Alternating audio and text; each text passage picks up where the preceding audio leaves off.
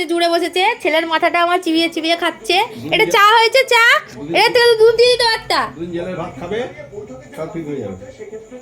এই তুই বেশি কথা বলবি না একদম।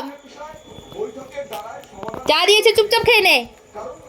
বলবা যে আমাকে প্রচন্ড র্যাগিং করে আছে, এটা বলবা।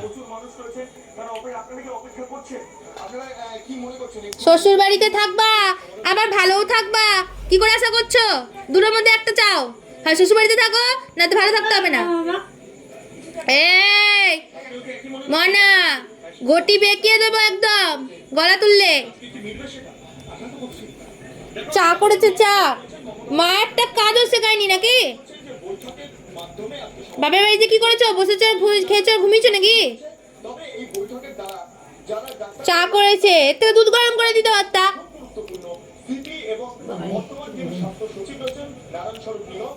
কিছুই ম্যানার্স শেখায়নি বাবা। দিনটা শুধু টিভি দেখতেই শিখিয়েছে। বলেছে যাক মা তোর বিয়ে দিচ্ছি, আমাদের তো বাড়িতে টিভি ছিল না, শ্বশুরবাড়ি গিয়ে শুধু টিভি দেখবি বসে বসে, পায়ের উপর পা তুলবি। আর বলে কিনা বলে, ছাগলে কিনা খায়।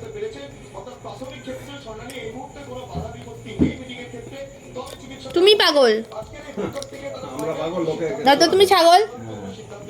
ছাগলের দাম আছে।